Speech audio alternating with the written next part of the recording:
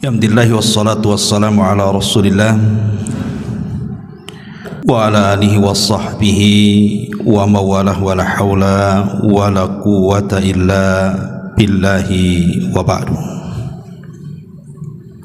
Alhamdulillah, segala puja dan puji hanya milik Allah subhanahu wa ta'ala.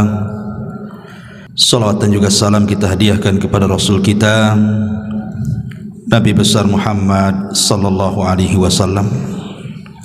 InsyaAllah kita akan membahas 12 perkara tidak boleh dilakukan dalam berdoa. Ma'asyiral muslimin yang dimuliakan Allah subhanahu wa ta'ala, kita tahu bahwa doa adalah ibadah, dan doa memiliki keistimewaan khusus di hadapan Allah subhanahu wa ta'ala. Karena Nabi sallallahu alaihi wasallam mengatakan dalam sebuah hadis, laisa syai'un aqram 'ala Allahi minad du'a.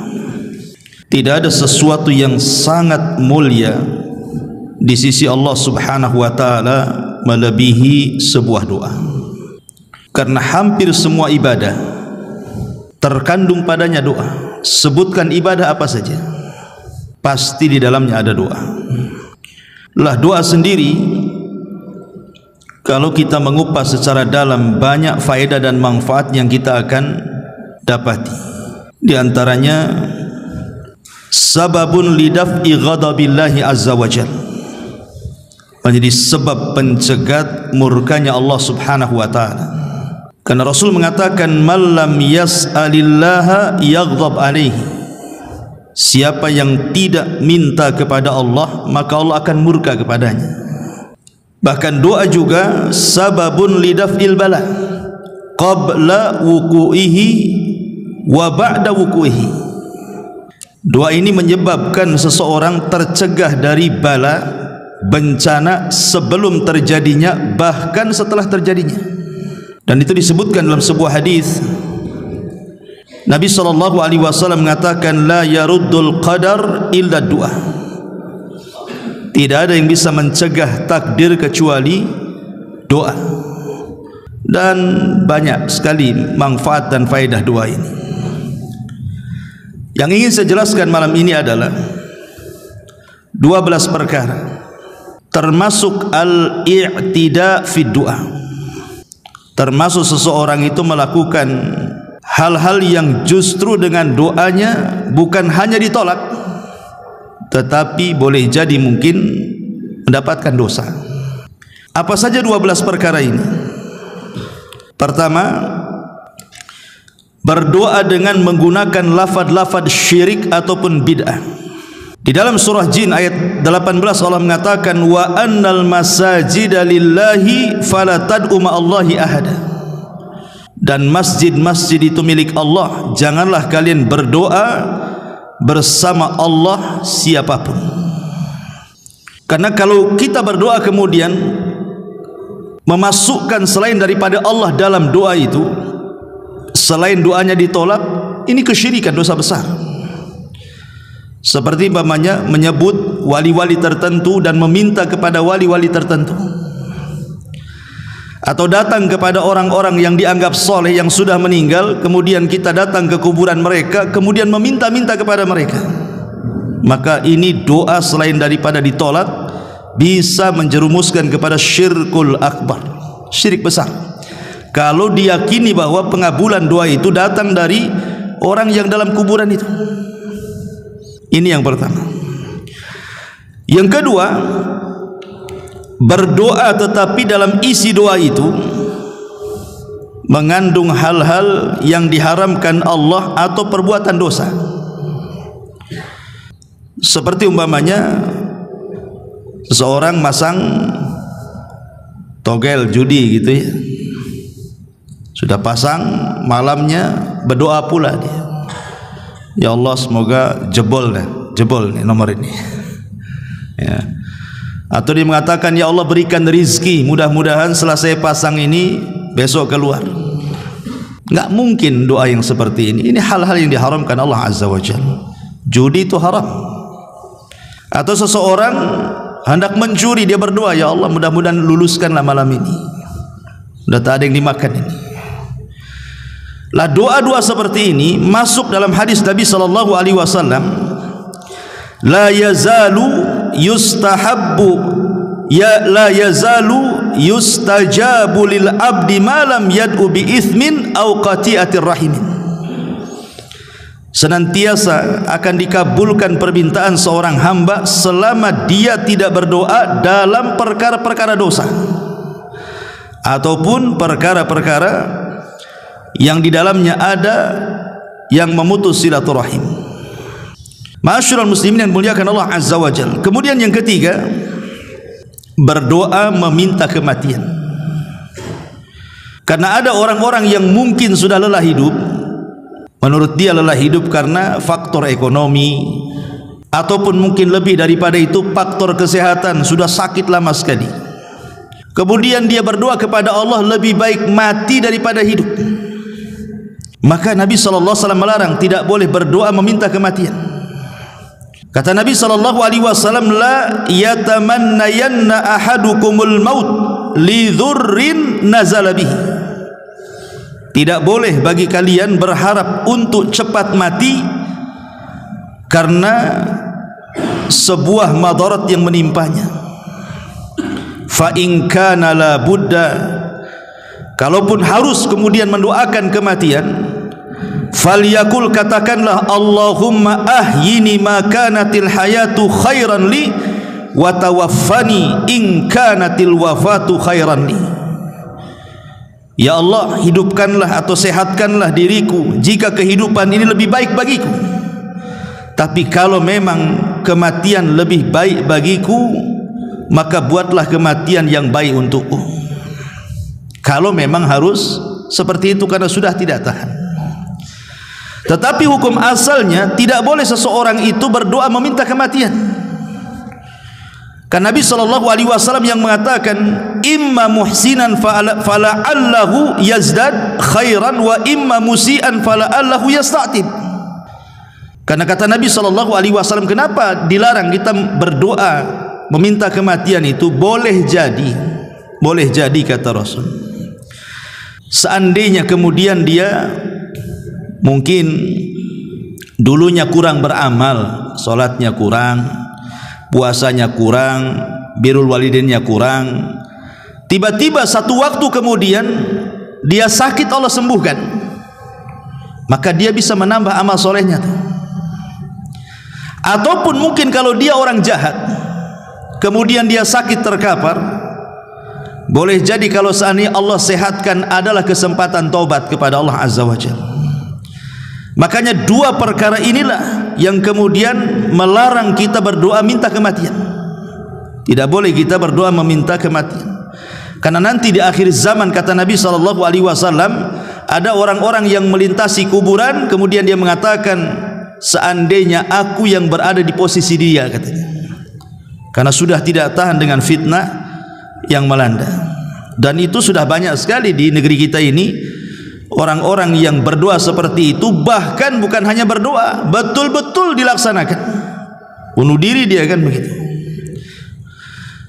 Kemudian yang keempat, mendoakan kehancuran kepada orang-orang yang tidak berhak sebenarnya Allah untuk membinasakan.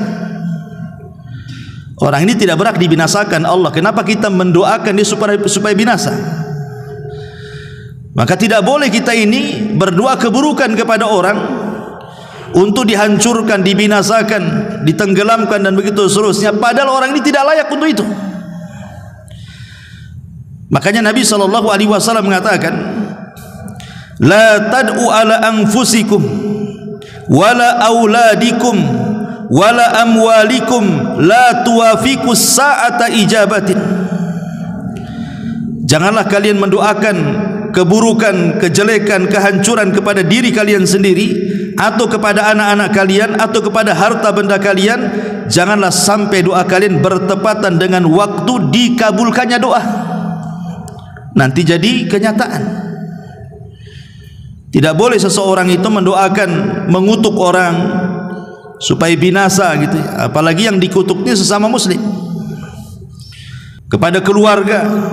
Kan seperti itu, rata-rata nih biasanya orang-orang yang mendoakan seperti ini mungkin karena merasa disakiti atau dizalimi, sehingga terkadang doa yang disampaikan kepada orang yang menyakiti itu terkadang terkeluarlah kalimat laknat, kalimat kehancuran, kebinasaan. Kata ulama, kalaupun kita harus mendoakan orang yang menyakiti kita, maka doakan sesuai dengan kezalimannya. Jangan melebihi doa dari yang dizaliminya. Dia menyakiti tak seberapa sama kita, tapi kita doanya ngeri kali. Itu maksudnya. Boleh jadi mungkin dia hanya menggibah kita, atau mungkin ikut memfitnah kita hari itu saja mungkin. Sebelum-sebelumnya dia baik, tapi karena sakit hatinya kita, akhirnya kita mendoakan berlebihan dari apa yang ia lakukan kepada kita. Ya Allah, matikan aja dia itu, tabrak aja dia. Oh, ini gimana ceritanya? Enggak boleh kita ini mendoakan walaupun dia zalim sama kita. Tapi kalaupun harus kemudian mendoakan keburukan kepada orang yang zalim, maka doakan sebatas kezalimannya saja. Kalau lebih, berarti tidak ada gunanya. Apa bedanya Anda dengan dia? Ma'asyiral muslimin yang dimuliakan Allah Subhanahu wa taala. Karena hukum menyakiti manusia dengan doa itu juga tidak boleh.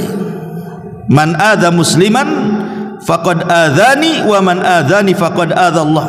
Barang siapa yang menyakiti orang Islam, maka ia benar-benar menyakitiku, dan barang siapa menyakiti aku, maka ia benar-benar menyakiti Allah Subhanahu wa taala. Kemudian yang nomor 5, berdoa melampaui batas dengan doa yang terkadang tidak pantas diucapkan. Seperti apa doa-doa yang tidak pantas diucapkan itu? Seperti sesuatu yang Allah mustahil mengabulkannya. Ya Allah, kekalkan hidup saya seperti iblis. Mana bisa doa kayak gitu? Iblis saja yang kekal. Tak mungkin kita minta dikekalkan usia kita. Karena para nabi aja meninggal, orang-orang soleh aja meninggal, kita pula ingin seperti umurnya iblis. Dan gak mati-mati kan itu. Ataupun ya Allah, jadikan aku malaikat. Mana bisa jadi malaikat ini? Atau jadikan saya nabi. Gak ada lagi nabi setelah Rasulullah SAW. Nah, itu doa-doa kayak gini nih, ini doa-doa yang tidak pantas.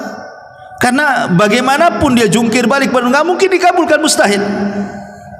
Makanya kenapa Allah Subhanahu wa taala mengatakan ud'u rabbakum tadarruan wa khufyatan innahu la yuhibbul mu'tadin.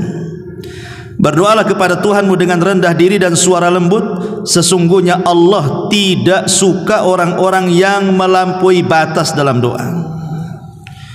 Makanya dalam sebuah hadis yang sahih yang diriwayatkan Imam Hakim dalam Mustadraknya, kata Nabi SAW, innahu sayakunu fi hadhil ummati qaumun ya'taduna fit tahuri wad du'ai.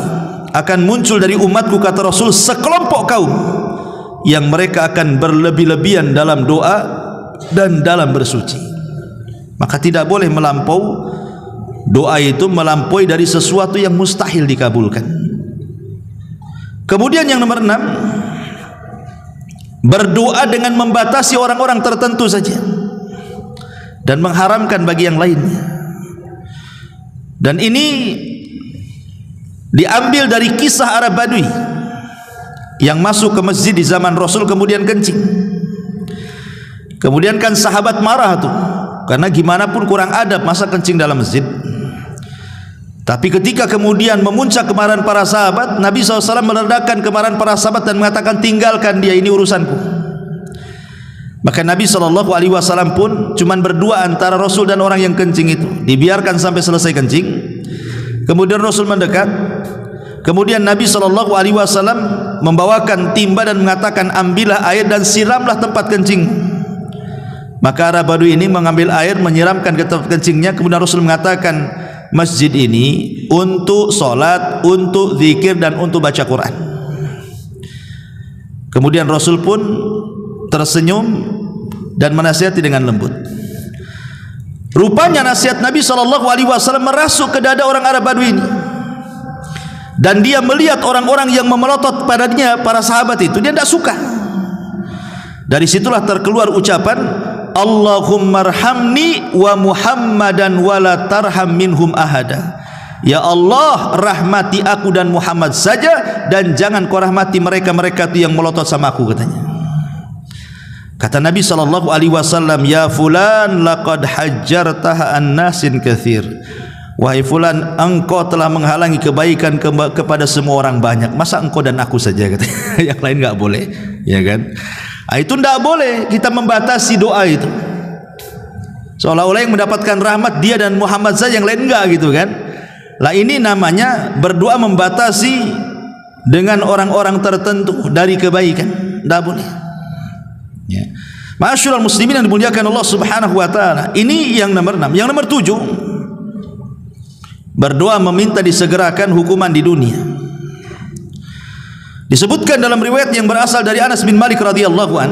Jadi satu hari Rasul menjenguk seseorang dari kaum muslimin yang sakit parah sehingga sampai kurus kering, ya. Dan Nabi SAW bertanya kepada orang yang sakit, yang sudah parah kali, sudah kurus kali. Kata Rasul, apakah kamu sudah berdoa memohon sesuatu atau meminta sesuatu kepada Allah, wahai fulan?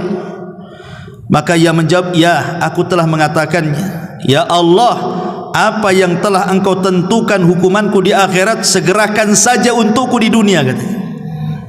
Maksud dia itu, kalau memang engkau sudah menentukan aku akan diazab di neraka, enggak usahlah, di dunia saja, biar aku nanti ke akhirat itu udah bersih, gitu maksudnya.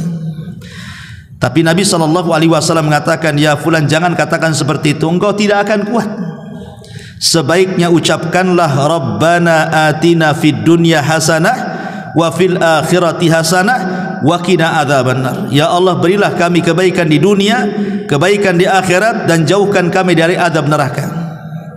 Maka Anas radhiyallahu anhu mengatakan, setelah beliau mendoakan kepada Allah, tiba-tiba orang yang sakit parah ini sembuh.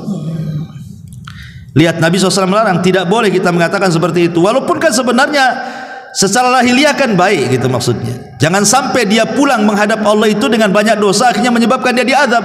Maka dia mengatakan, ya Allah, kalau memang harus aku diazab di akhirat, segerakan aja di dunia. Tapi Rasul mengatakan, jangan mengatakan seperti itu, engkau enggak akan kuat. Mana bisa kuat kamu? Kalau betul-betul Allah Subhanahu wa taala mengazab neraka dengan azaban neraka, diazab di dunia, enggak ada orang kuat. Nanti ketika engkau tidak kuat, akhirnya kemudian minta supaya azab itu dihilangkan. Nah, gimana nanti? Makanya tidak boleh berdoa meminta disegerakan hukuman di dunia.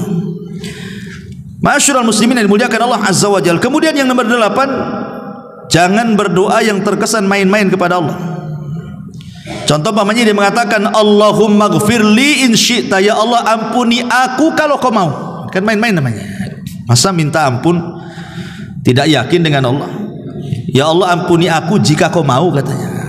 Kalau enggak mau gimana, kan gitu, ya kan? Ini kan main-main namanya.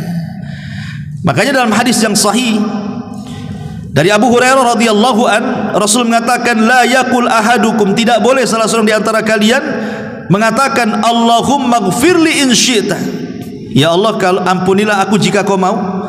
Allahumma arhamni in syi'ta, rahmati aku jika kau mau. Liya'zim al mas'alata fa innallaha la muqriha lahu, hendaklah dia berazam kuat dengan doa, karena Allah tidak bisa dipaksa siapapun. Maka tidak boleh seseorang mengatakan seperti itu. Ini namanya doa main-main namanya. Ngomong saja, ya Allah ampuni aku, titik sampai di sini. Ya Allah rahmati aku. Jangan bilang jangan kalau kau mau, kan gitu ya. Ini enggak yakin orang ini, ragu-ragu, main-main namanya. Kemudian yang nomor 9, berdoa dengan cara mendetailkan permintaan. Didetail-detailkan permintaan. Ya Allah minta rumah, kalau bisa di hook, kamarnya 3 gitu, pakai keramiknya, lantainya, semua didetailkan. Ngapain berdoa kayak gitu? Ya Allah berikan mobil, mereknya ini, kursinya sekian, warnanya sekian, engineer-nya, nggak usah didetail-detailkan kayak gitu doa.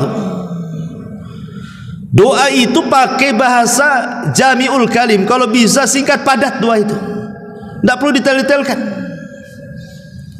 Ma'asyiral muslimin yang dimuliakan Allah Subhanahu wa taala. Makanya disebutkan dalam hadis Abdullah bin Mughaffal, dia mendengar anaknya mengatakan, Allahumma inni as'alukal qasral abyad an yaminil jannah idza dakhaltuha. Ya Allah, aku meminta kepadamu istana warnanya putih di samping sebelah kanan sorga kalau aku masuk di dalamnya, katanya. Faqal, maka dia mengatakan, ai bunayya salillah al jannah wa ta'udzu billahi minan nar. Enggak perlu kau ngomong begitu, cukup minta sorga, jauhkan neraka gitu. Enggak usah disebut-sebut warnanya di samping sini, samping sana kan gitu ya. Cukup minta masuk sorga itu sudah cukup. Minta dijauhi dari neraka. Enggak perlu doa itu detail-detail sekali. Karena kalau kita lihat doa-doa yang diajarkan Rasul kepada kita itu semuanya singkat padat, syarat makna. Karena Nabi itu dilebihkan dari seluruh para Nabi, mampu mengucapkan sesuatu yang sifatnya itu jawami'ul kalim, singkat tetapi padat syarat makna. Itu ucapan Nabi. Karena kalau kita mendetail-detailkan sedetail doa itu tidak namanya, melampaui dalam berdoa. Kemudian yang nomor 10, berdoa diselingi dengan musik.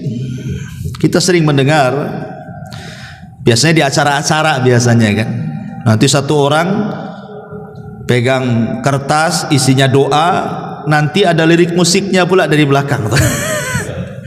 Jadi nangis itu bukan isi doa yang didengar, karena lantunan musiknya itu yang buat dia nangis.